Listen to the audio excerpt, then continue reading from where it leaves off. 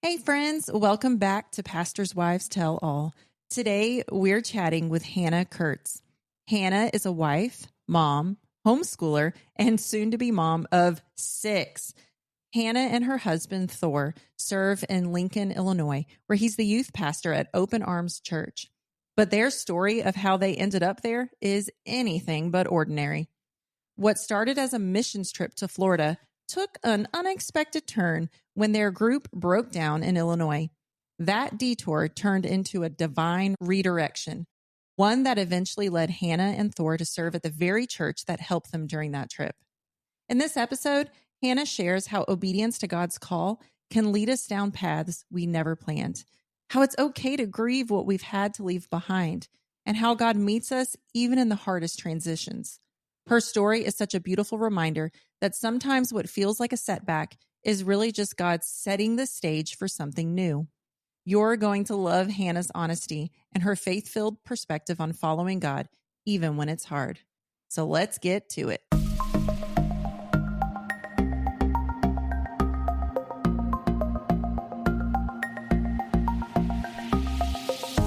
Hi, I'm Jessica. I'm Jenna. And I'm Stephanie. And you are listening to Pastors' Wives Tell All, a podcast by pastors' wives for church leaders and anyone desiring to take a peek inside our glass house. We are breaking down walls and crushing pastors' wives stereotypes within the church. We want pastors' wives and other ministry leaders to know that they are not alone in this. Plus, this is basically therapy for the three of us with a whole lot of dance parties.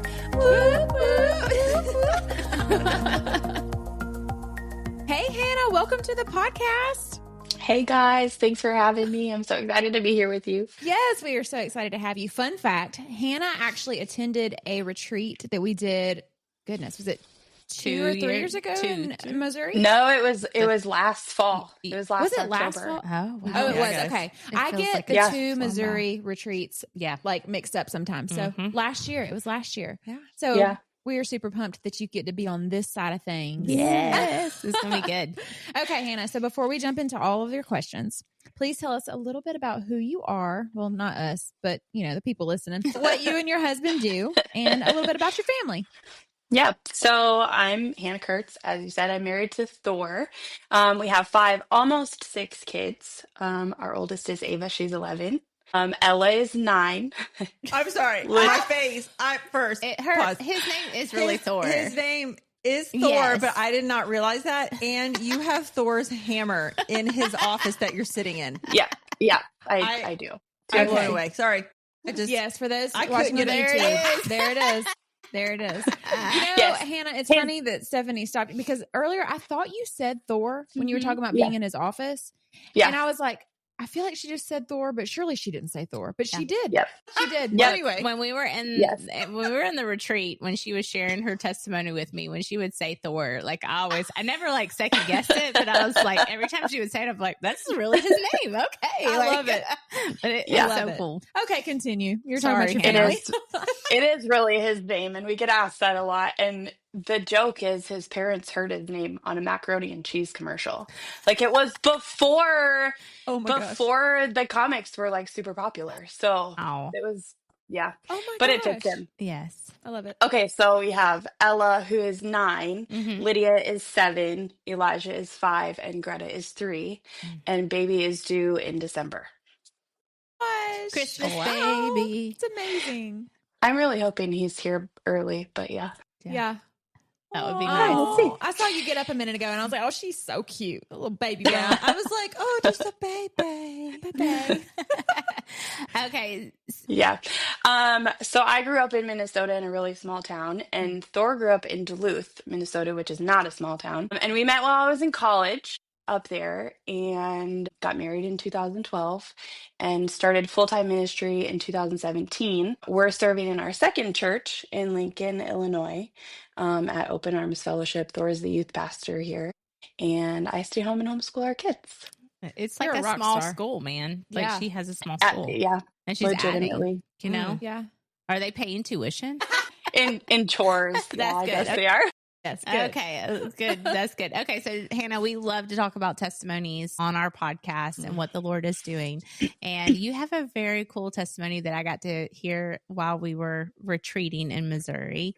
And, as we were kind of coming up with these questions, what you're going to kind of talk about today was actually an inconvenience. Like it was something that just came out of nowhere, but then took you on a detour that actually was this divine appointment and anointed time where God was showing your husband what y'all's next step is. So will you just kind of tell our audience a little bit about that story and how you got to where you are now?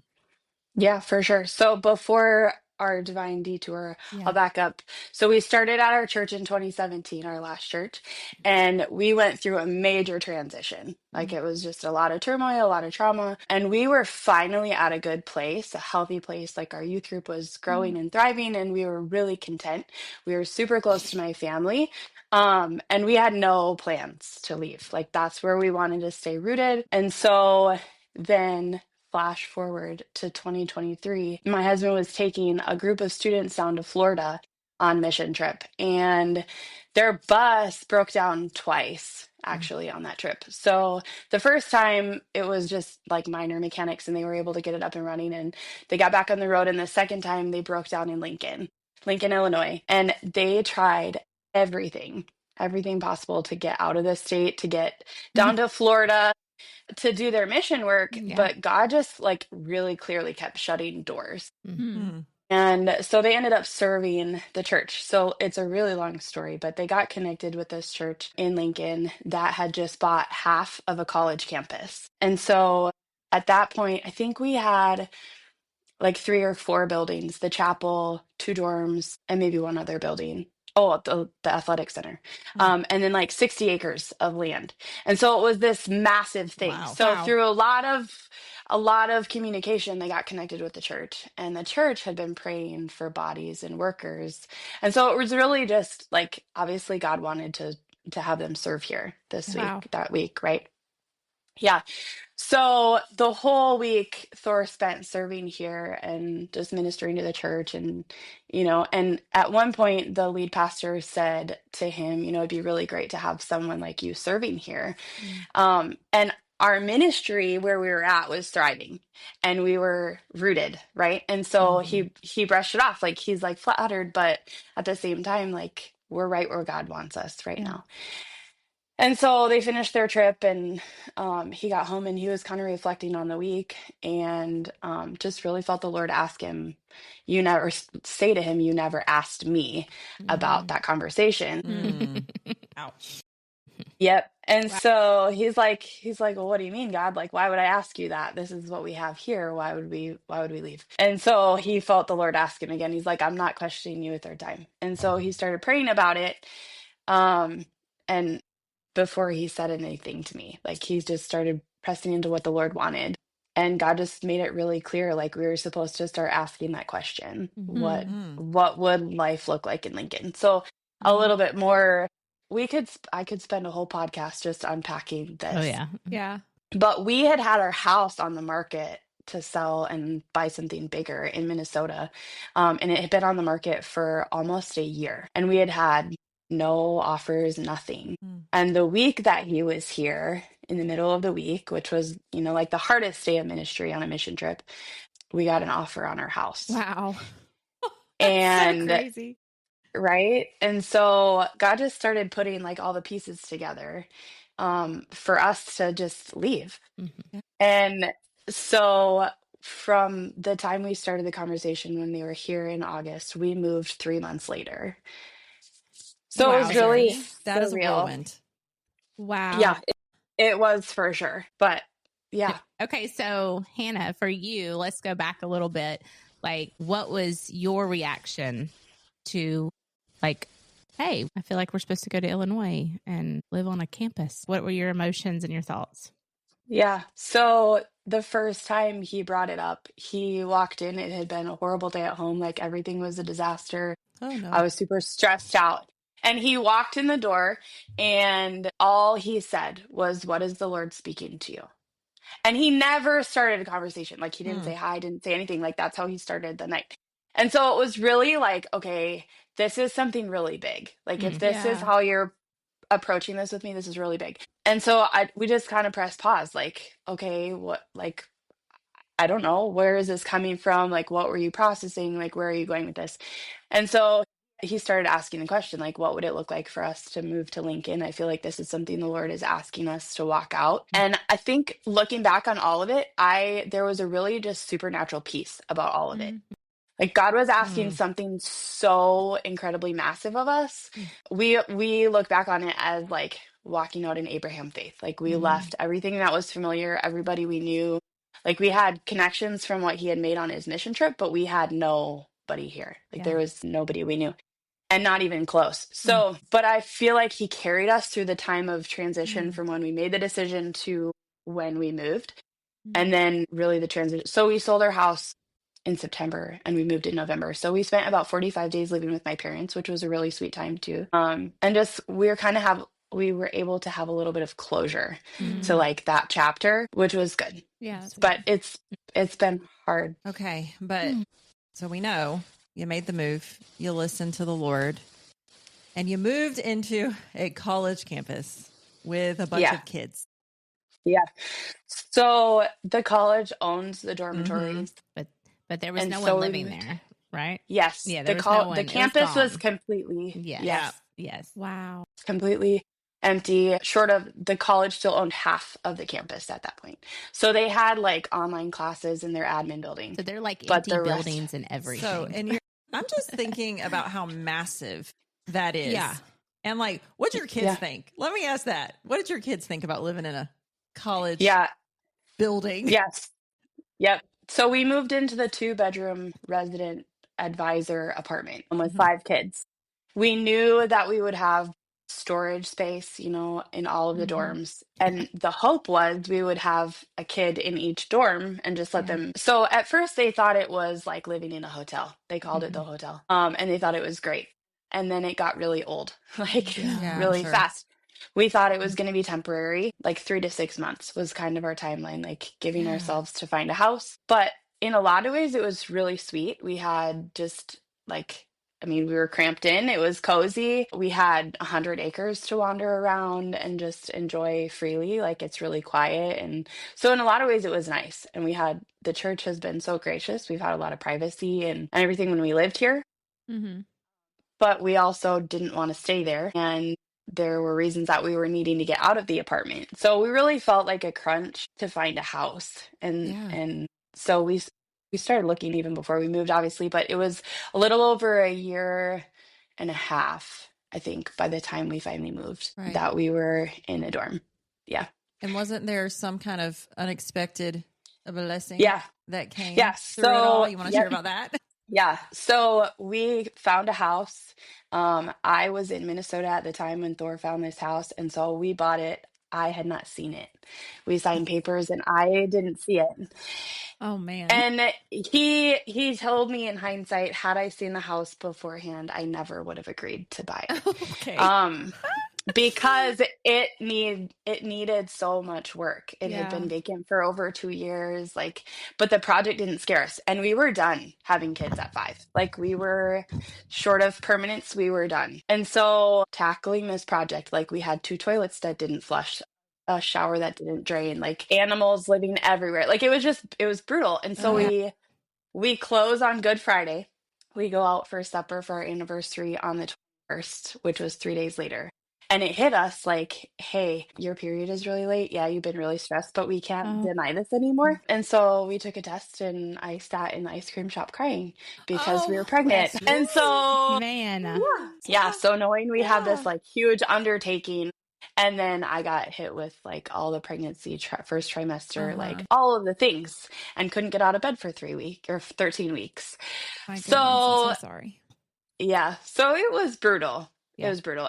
And there was definitely a lot of questioning the Lord, like, okay, this is a gift, like this baby is a gift and we will cherish him and we're excited. But it was still a shock. It's still a shock. Yeah. How did you eventually get out of bed? Like, you know what I mean? Like after that 13 weeks or that shock kind of wears off, like what was it that got you to the space of like, okay, I can do this. The God has a plan. Or are you still kind of like, Yeah, no, I was just really physically sick. Yeah. Mm-hmm. Not that there wasn't like a lot of emotions and stuff too, but that Gotcha, wasn't like the crippling part. Like I was, it was physically sick. Sorry. That's the But worst. yeah, and knowing like we have a 2,400 square foot house full of boxes to unpack and painting and projects and like, so it was really just overwhelming. Like I can't physically do anything at this point. So the last few months, it's really been just like go time. Like we need to get this house comfortable and ready to bring a baby home. Yeah. So but yeah, there was a lot of prayer over this. Yeah. Like, okay, God, we're just trusting you have a plan in this, and yeah, here we go again. We had gotten Oh my rid of goodness. we had gotten rid of everything, you guys. Like between our move and some families that we Yeah. know, we had purged all the baby stuff. We were done. And Yeah. then I So said, just kidding. Hey, the good news is, yeah. does this mean like baby showers and the newfangled kind of things? Yeah, that's very true. Yeah. Yeah. I mean, yeah, we've been so blessed. Yeah. We've been so blessed with people that have given us stuff, and I know Yeah. what it takes to Yeah. bring a baby home, so we're Yeah. not super worried. But For I sure. will back up and say, so we have 4 girls and 1 boy, and my son, before we found out we were pregnant, he, one night at bedtime, I always ask him if he wants to say his prayers or if he wants me to pray, and he almost always says, "No, mommy, you pray." So I go in there one night and I'm tucking him in, and I asked him, and he goes, without skipping a beat, "Jesus, would you give me a baby brother?" Oh. And I was like, nope, that ship has sailed. We're not having another baby, buddy. But I didn't say that to him. Wow. So Stop. he prayed this baby into existence. And it's a boy. It's a boy.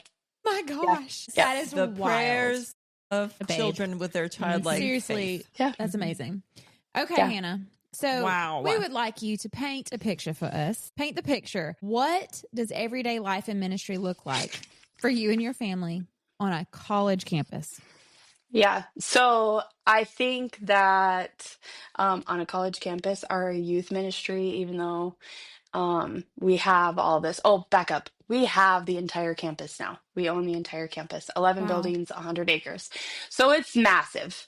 And there's a lot happening. There's a lot of plans, like all the things. But for us personally, for youth ministry, it looks like just normal church ministry on a bigger scale. We have more resources, we have more space. I showed you guys our office. Thor has all sorts of random stuff to just like make things fun for the kids, Including his hammer. Yes. Hey, a lock-in is a whole nother level. 1000%. At y'all's For place. sure. Hide and go seek Yeah. in the dark on the entire college campus. What? That would be scary. That would be Can scary. you imagine? How big is the church? Like generally, I'm just curious. Like 400 to 500 people, I think. Okay. Let's Yeah, even so it's not back up. huge. I need to back up even more. Why?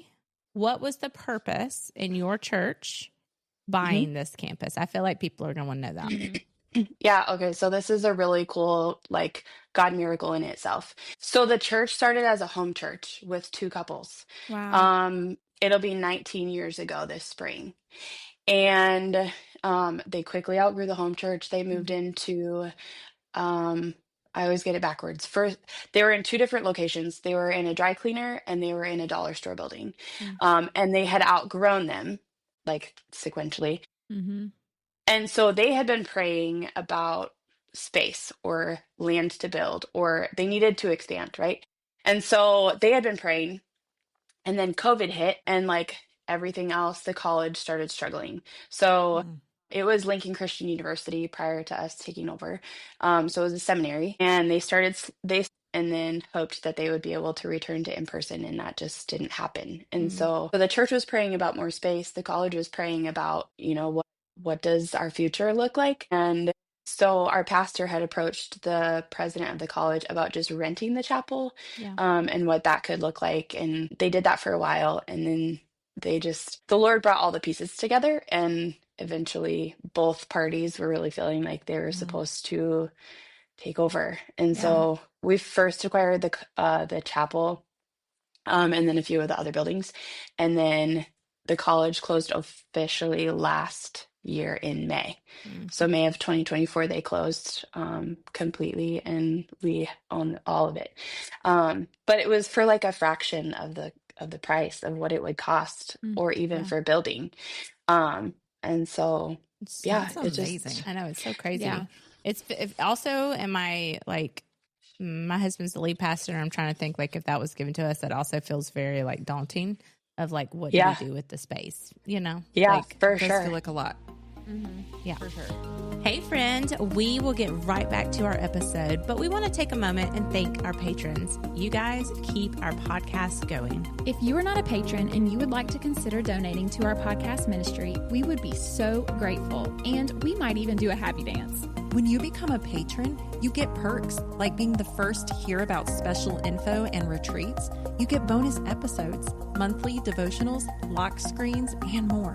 Plus, we have added a new $1 tier for those who believe in us and what we're doing, just because you love us. So head on over to our show notes and click on the Patreon link to learn more. Now let's get back to our episode. Okay, so we know that you are called. Clearly, we hear the miracle of what happened. But as we know as believers, we can get real excited about the call and know where God's called us. But that doesn't, a lot of times we think that, okay, there's going to be just this great, beautiful, thing happen on the other end of the yes. And we do know, as long as you're in where the Lord's called you, he's going to use you. But we can go back to the scriptures and talk about all of the people, all of the apostles, everyone that was saying yes to the Lord. Most of the times there was death on the other end. And we're not talking death on this, but that's what biblical times, that's what was happening. And stoning and being cast out. And so in our American mind, it's really hard to fathom like a yes being hard, right? Like we're like, okay, God's going to bless and it's going to be so cool. And a lot of times it is. Praise be. But sometimes it's not.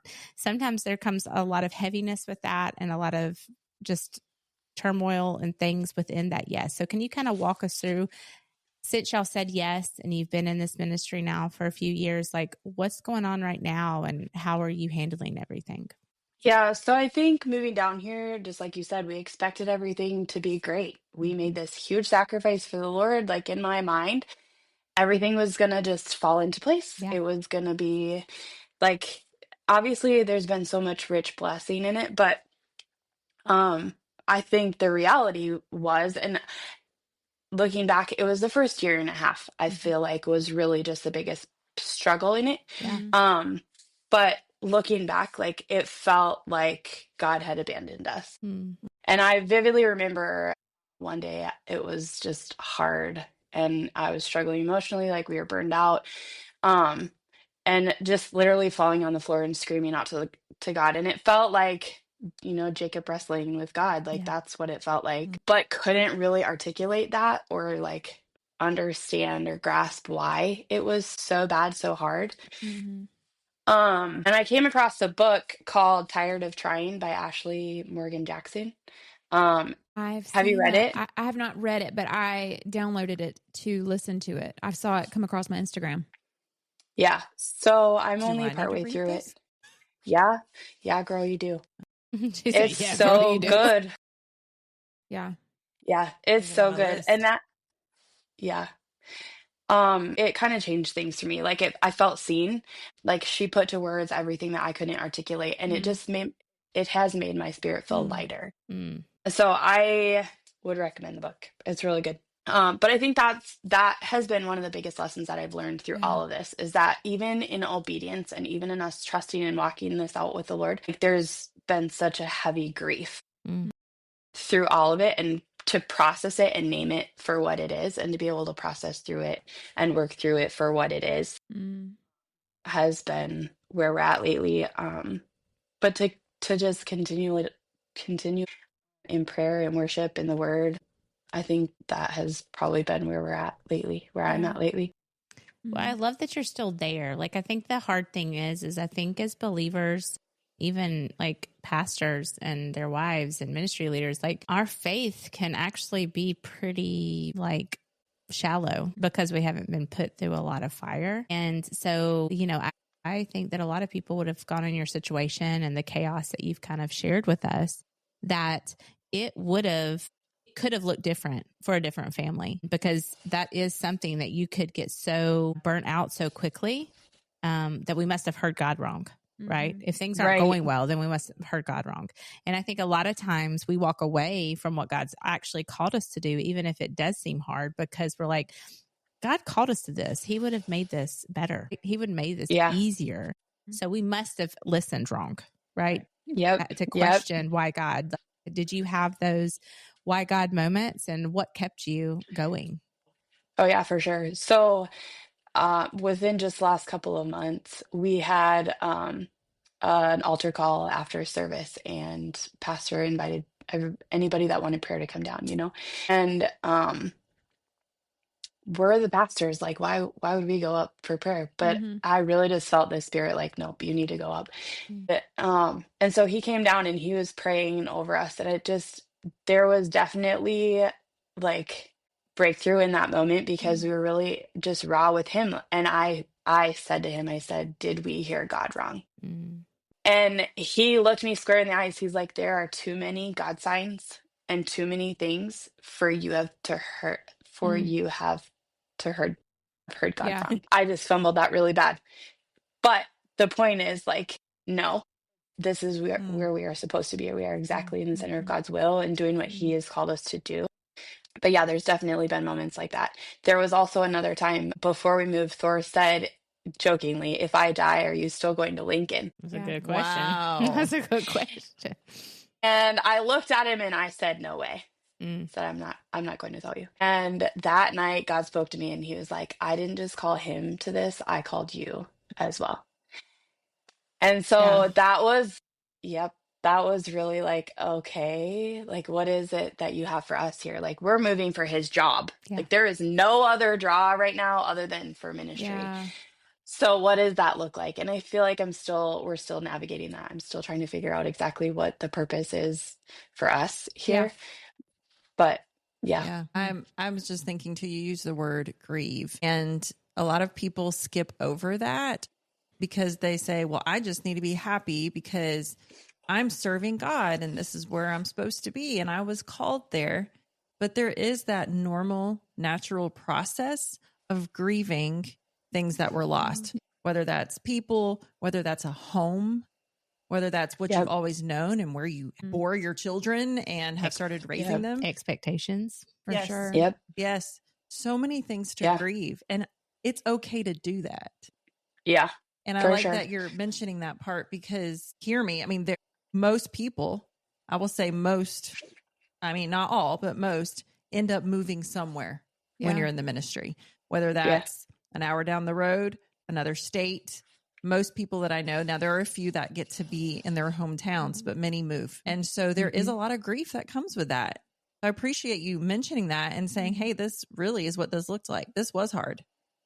Yeah. And I know that there are others thinking that. Yeah, for sure. I think looking back on it, I wish someone would have given permission to feel that, like to grieve that. So if you need permission, that's your permission to grieve. Yeah. Because even in ministry, like we give things up, we sacrifice things. Yeah. Well, I think that if you do have that calling to move somewhere, I think it would be typical for most people to just feel like, okay, well, God called me there. So like, this is what we're doing. It's going to be great. And then you don't even recognize the fact that you maybe need to grieve some things. Like, it's just like, you just don't think about it until one day everything hits you all at once. And now you're in this pit because you didn't recognize it and deal with it and heal along the way as you're walking into what God's called you to. So I love that you mentioned that. Yeah. And so with that in mind, I'm thinking about these people who are in situations where God has called them outside of their comfort zone, like very much so. And they're carrying that tension of, yes, I am where God called me to be, but also, yes, I'm kind of sad. I'm hurting. I'm happy, but I'm also feeling that grief. What is some encouragement that you could give those people right now who are listening and they're living in that tension?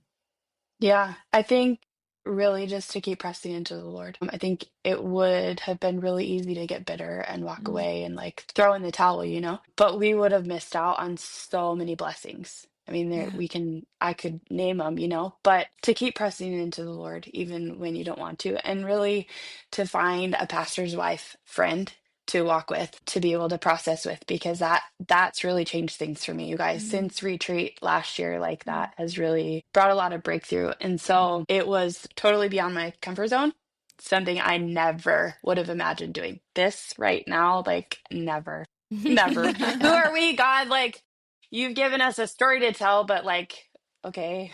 Tell it, girl. Yeah.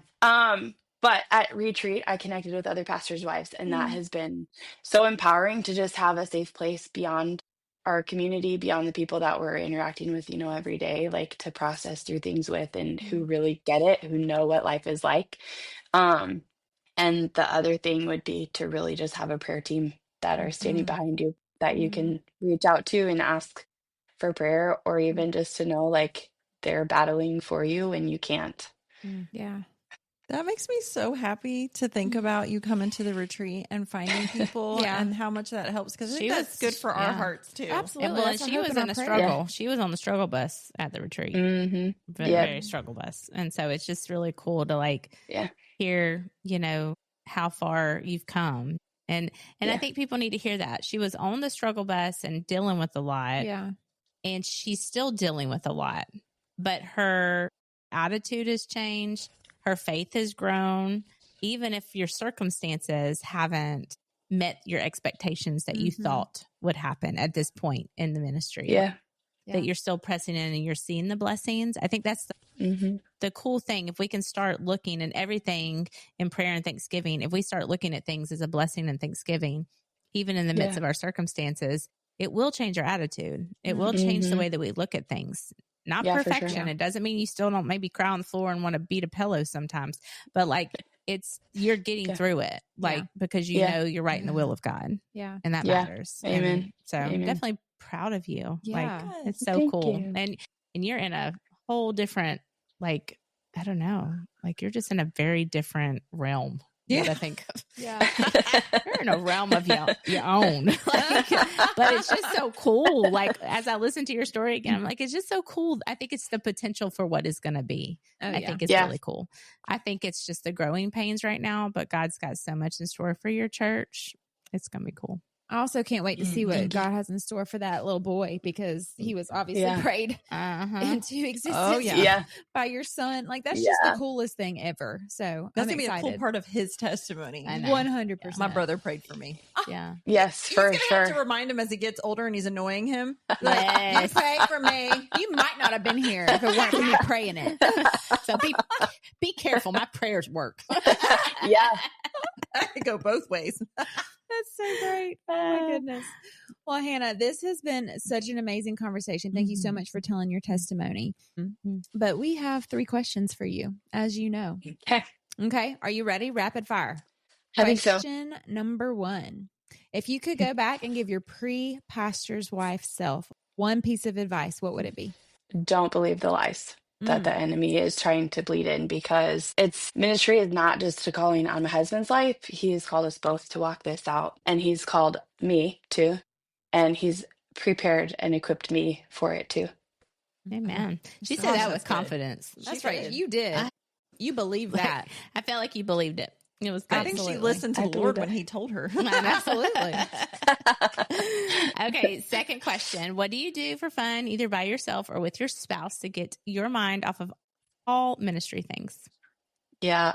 Well, we have a lot of kids, so this one's tricky, you guys. No, it's been different in every season. Yeah. For a long time, we played cribbage. We would just veg out and relax. Lately, we've been hooked on TV, but also house projects, because we have a major project. But personally, I love to be crafty and be creative. So that's kind of my outlet, What's your work on favorite project. craft to do? Because I love a craft. My parents and I actually started a leather business, so we make purses and wallets and jewelry. And I'm sorry. What? So what I hear you saying is you need to send us that link. I want to see the leather things you're making. What is it called? Go ahead. It's called Radiant Leather Co. but we do not actually have a website anymore. And it's not. So before we moved, this was another season of grief. Before we had moved, we would travel around and do like art shows and different vendor events together. And so that was something that we've kind of had to press pause on until we kind of figure out what that looks like now. But so I still do stuff for ourselves, for the kids, and building inventory for someday. But but there's nothing. Okay, well, I'm gonna need you to send some pictures or something. Yeah, because I need to see. I know. I want to see We'll talk all after the the other podcast. things. We're sorry, guys, you don't have a link, but we know Hannah. We know her. That's funny. Okay. Final question. If you could tell the church congregation one thing without reservation and have them really listen and respond, what would you say? Okay. I think that it would be to be really praying for your pastor and his family. That we feel the spiritual battle so intensely often that we don't even often share about it. But that we need a prayer army behind us, because ministry is a unique calling. And so, probably just to be praying, because we're human too. We would second, third, and fourth that. Absolutely. Hallelujah. Hallelujah. We all been feeling it. I would say a lot over the past couple of years. Yeah. So, Yep. We agree with her. If you could just pray for all of us, that'd be great. Thanks. Anyway. Well, Hannah, thank you so much for being on. It was so good to see your face again. And just keep doing what you're doing. Y'all are doing an amazing job. For sure. Thank you so much. And I appreciate you having me. Yeah. And your testimony is going to go out to so many people. So it's going to be great. It is going to be used for his glory. So keep sharing it. Keep sharing it for sure. Okay. That's right. Yeah, okay. for sure. We love you, girl. And guys, until next time. Bye. Bye.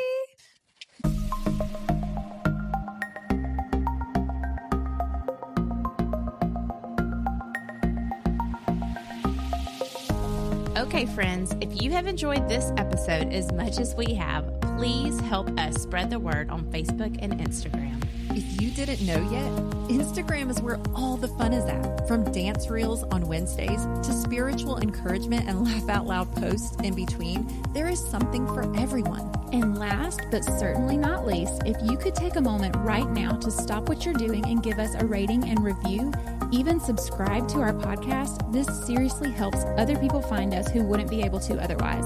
Thank you so much for your love and support. We hope you'll tune in next week.